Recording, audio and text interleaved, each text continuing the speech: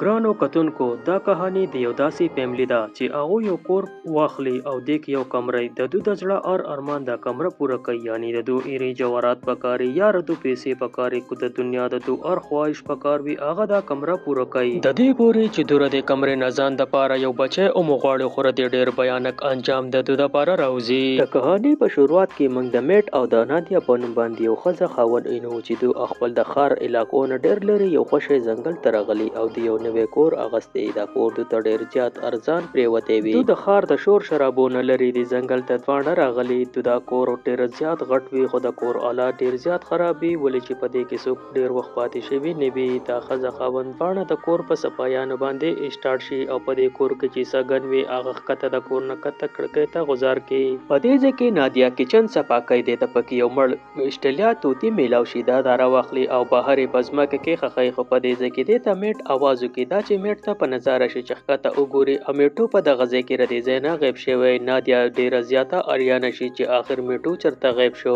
بل طرف ته میټ ته هم د دیوار نه څه عجیب غونته आवाज راځي. په دې ځکه میټ د دیوال نه چې کم کاغذونه وي دا ټول کاغذونه ته لړکی د تپکی او دروازه ښکار شي او په دې کې چابي لګي. میټ واپس راشي سامان چې د گزار کړي په دې کې د هغه چابي ډیر زر میلاو شي. میټ دا چابي راوالي او د لاړ شي د کمرې دا دروازه چالو کی. په دې ځکه نادیا هم د خواته را رسیدلې دوی چې دا کمره وګوري د نه پکې ډیره زیاته تیار وي. دوی څنګه کمره کې تن نخپک دی بهر د دوی چې کم لایټینګ وي دا په فلیک ویچ باندې شروع شي. دوی چې دا نظر وګوري دوی د څه ګډوډي په دې ځکه محسوس شي. میټ وته و چې سهار په الکتریشن ته راواز کو په د باندې داش په اوزي سهار په دې ځکه نادیا الکتریشن ته ټلیفون کوي او الکتریشن راشي د لایټ دا مسله سمای. الکتریشن چې دوی سره کله بیسمنت ته کته ورکوشي په بیسمنت کې هر طرف ته د تارونو یو غونچک لګیدلې وي یعنی داسې یو ځای پکې هم نوي چې هغه د تارونو نه خالی وي. دا الکتریشن په خپل هم ډیر زیات اریان شي او بل دا تارونه چې کم وي دا د ډیر په زمانه کې لګیدلې وي. دا الکتریشن وته و چې داسې وایرینګ خو ما چرته پیل په دې کور کې نه لیدلې او نه ما په خپل ژوند کې لیدلې. الکتریشن د کور لاټ په سترګې صحیح کې او پتلوتلو کې د ته و چې دا کور تا ولې واغسته دي چې پیل کم مالکو هغه هم په دې کور کې د نمړل او دا هغه نه بعد د کور ته اوسېدو د پاره یو قسم نه دی راغلی. میټ په دې ځای کې ډیر زیات ویریږي ته په کمپیوټر باندې زړه جانکاری را وباسي. اداره توماس یو فیملی وی د هغه کور وی او د مور او پلار چې کم وی د خپل د زوی په خپل وجلی. کله چې پولیسو د زوینه انټرویو واغستانو د زوی ورته وی چې د کور په ما باندې زما د مور او پلار وجلی دا ما په خپل نه دی وجلی. میټ ته دا خبره بالکل دروغ کار شي. د بیا هم په دې باندې خکاپی ریسرچ وکي د شپې د شتړې شوی او د خپل د خزینه د غزه کې پټ شراب راوخلی او د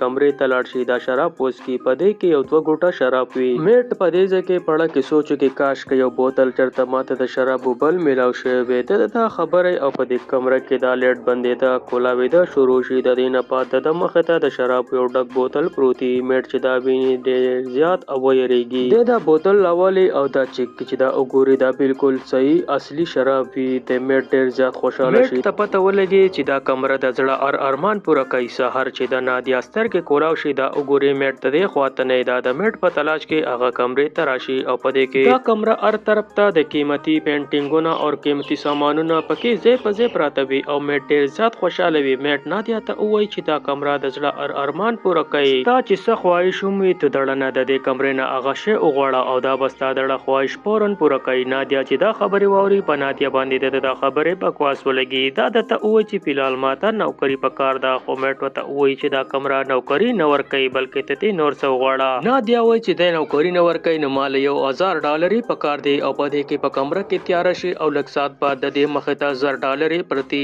دې ته بیا هم دا یو بکواس کار شي. د دې نه بعد دا وایي چې مالا $1 بلین پکار دی او دیکھتے و دې کمره کې بیا تیار شي. دې مخه ته واقعي $1 بلین پراته په دې ځکه د نادیا د خپل بالکل کولا په دې ځکه نادیا ته هم پته ولګي چې دا کمره سمامولي کمره نه ده او ر دې نه بعد یو قیمتي شیزونه د دې کمرې نه غواړي او ر د دړه چې څه ارمان وي هغه ټول ارمانونه ته په دې کمره باندې پوره یعنی په دنیا کې چې څومره قیمتي ګولډ وي یا ډالر وي او یا سونه وي هغه راتو رات د دې کمرې نه وغواړي. د صرف په یو شپه کې میلیونران جوړ شي. د دو په ژوندۍ کې صرف یو کمی یعنی د دو اولاد نه وي او کو ته چرې د دې کمرې نه د اولاد غواړي نو دا کمره د دو لپاره اولاد هم دل ورکول شي خو د کمرې نه فلال اولاد نه غواړي. سحر دا میټ چې کم دی د نادیا لا یو د ماشوم جوړ ورکی. دا د خبرې اشاره وی چې منګ له اوس یو ماشوم په کار دی او موږ دوباره خپل ماشوم د پاره ټرای کولی شو خو نادیا د دنه ډیره زیاته خفه شي. د دې د مخکې د نادیا 2 پیره مسکیریج شوی او هغه وایي زه دا تکلیفونه بار بار نشم چوتولی. د نادیا په سوچو کې او دا د کمرې ته لاړ شي او ځان له یو ماشوم د دې کمرې نه وغواړي. میټ چې کله نادیا د دې ماشوم سره وویني میټ دې ته ډیر زیات غوسه شي چې تاله ارسه کول پکارو خو د کمرې نه یو ماشوم غوښته نو پکار. د دې دوانو په دې باندې ډیر زیات بیس وشي. نادیا ورته ووایي چې زه بار بار د ماشوم د راوړو تکلیف نشم برداشت کولی د دې د وجې ما دا شورټ کټ لاره واغسته. خو میټ ورته ووایي چې تاله پکارو چې تا زمانه اجازت اغستی او تا دا ماشوم راواخله او د هغه کمرې ته واپس ویسه او دا ماشوم ماله بالکل نه دی پکار.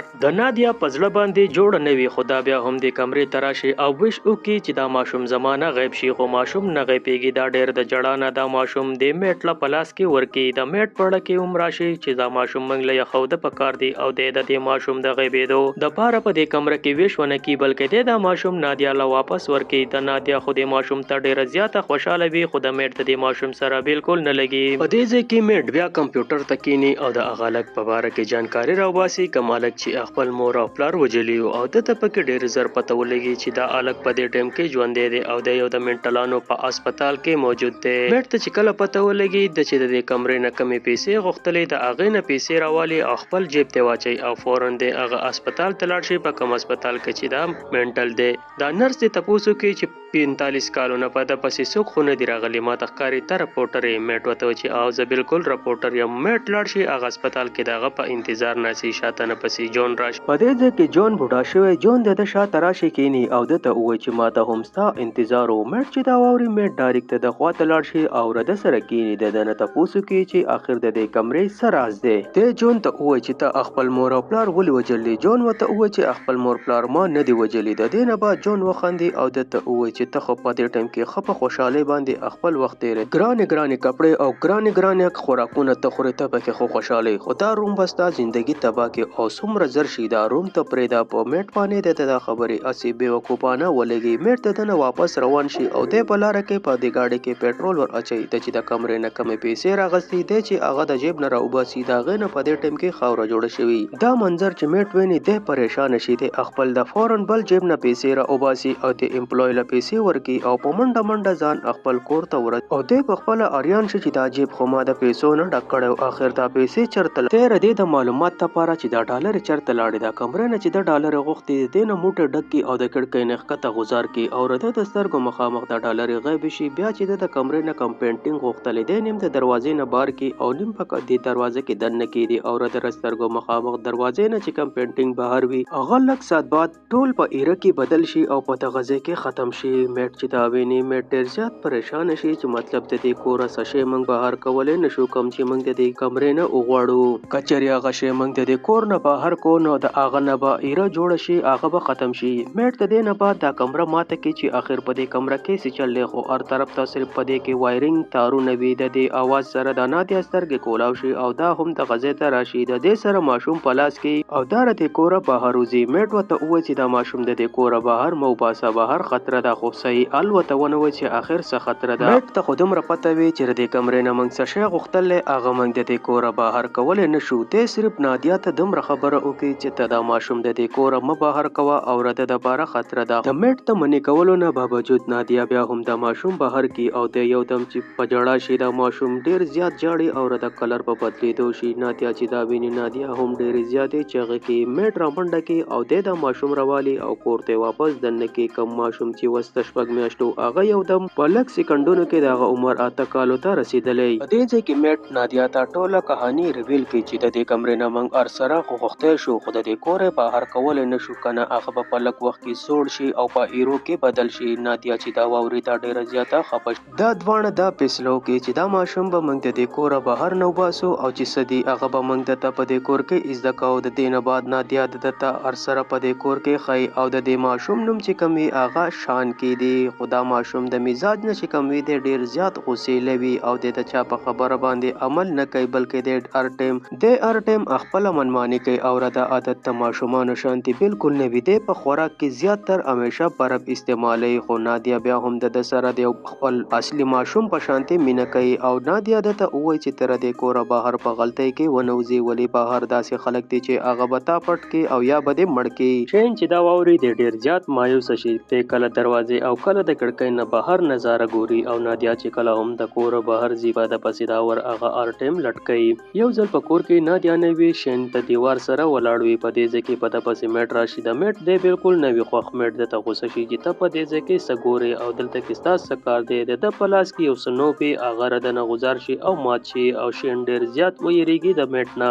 شین ته د میټ د دې برتاو نه ډیر زیات صدمه ولګي او یو شپه نادیا او میټ په کمره کې خبرې کوي د دغه کمرې په باره کې. نو شین په پټه د دې دواړو خبرې اوري او د ته پته ولګي چې په دې کمره کې ضرور څه نه څه راز دی چې ځکه خو زما د مور او پلار ما د دې کوره بهر نه پرې او همیشه ماته وایي چې تر دې کمرې نه ځان لرې ساته. د ټورچ راواخلي او د کور په سرچینګ باندې ولګي. د ډیر زر بیسمنټ ته ورسي چې ګرانو کتونکو تا زما سیکنډ چینل دی، په دې باندې موږ د بار چې کم دنیا مخلوقات دی د هغې په باره کې موږ په دې باندې ویډیوګانې اپلوډ کوو. د چینل ته ویزټ وکړئ. امید ده چې د دې ویډیوګانې به په تاسو ښه ولګي. دوستانو د دې کهاني دویم پارټ په ډیر زر اپلوډ کوم، خو دا کهاني په تاسو ښه لګېدلې خپل د رائے اظهار په کمنټس کې ضرور وکړئ چې زه د دې دویم پارټ تاسو د پاره چینل ته ضرور اپلوډ کوم.